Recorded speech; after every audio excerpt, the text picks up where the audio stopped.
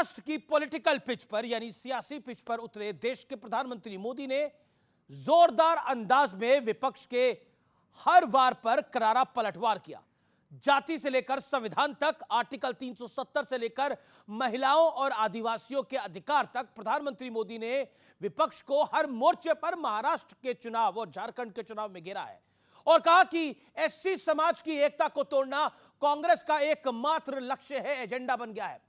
Congress party OBC को भी अलग जाति में बांटकर खेल खेल रही है, इसलिए हम एक हैं तो सेफ है, यह प्रधानमंत्री ने बोला। दूसरी तरफ राहुल गांधी ने भी झारखंड के चुनावी मोर्चे पर हुंकार भरी और कहा कि जातिगत जनगणना तो होकर ही रहेगी, चाहे मोदी कुछ भी कर ले। एक तरफ राहुल जाति की बात कर रहे हैं तो मोदी एकता की बात कर रहे हैं। राहुल गांधी ने यह भी कहा कि विपक्ष संविधान को बचाने की लड़ाई लड़ रहा है, लेकिन महाराष्ट्र के चुनाव में एक नया खेल सामने आया है। आरोप है कि करीब करीब 180 एनजीओ अलग अलग क्षेत्रों में मुस्लिम वोटर्स को बीजेपी के खिलाफ वोट करने के लिए लामबंदी में जुट गए हैं। कुछ ऐसे ही ट्रेंड हमें लोकसभा चुनाव में भी देखने को मिले थे, जिसके बाद बीजेपी ने वोट जिहाद का गंभीर आरोप लगाया था। लेकिन आज सबसे बड़ा सवाल यह है, क्या विकास वाली राजनीति पर जाति और धर्म वाली राजनीति हावी हो गई है? इसी पर जनता जनार्दन के बीच, मेरे युवा मित्रों के बीच वीकेंड की सबसे भरोसेमंद चर्चा। धर्म की बात, जाति की काट, आज का यह देश है हमारा, इसी पर।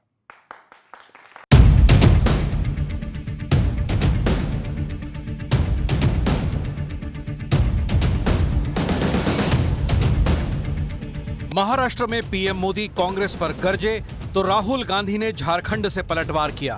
कांग्रेस एससी समाज के अधिकार उनसे छीन लेगी।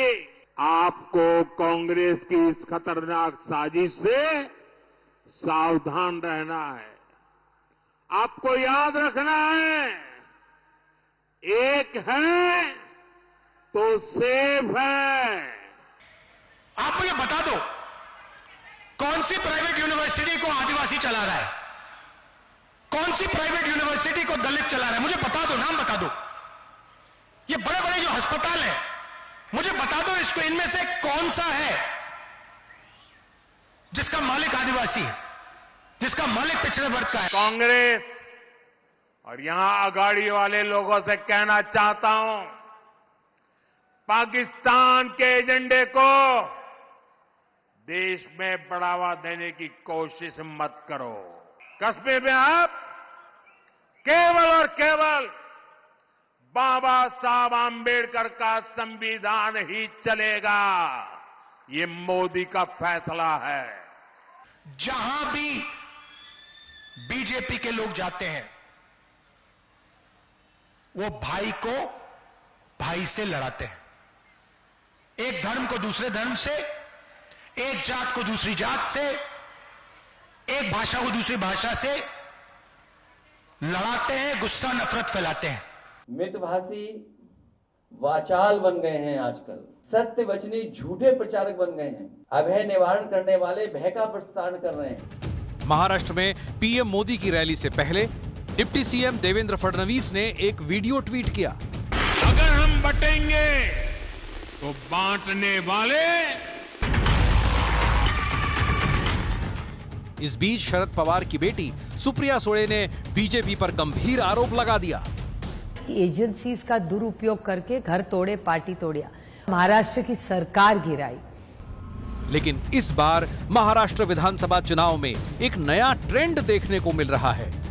मराठी मुस्लिम सेवा संघ नाम का एक एनजीओ करीब 180 एनजीओ के साथ मिलकर वोटिंग के लिए मुस्लिम समुदाय को जागरूक करने में जुट गया है। दावा किया जा रहा है कि मुस्लिम समुदाय को बीजेपी के खिलाफ लामबंद करने की ये कोशिश है। मराठी मुस्लिम सेवा संघ, ये संस्था ने वोट जिहाद की जो मुहिम शुरू की है, मुंबई फोर्ट में अपना दफ्तर दिखाया जो बंद है। लेकिन आज सबसे बड़ा सवाल है कि क्या इस बार का चुनाव बटेंगे तो कटेंगे बनाम वोट जिहाद हो गया है?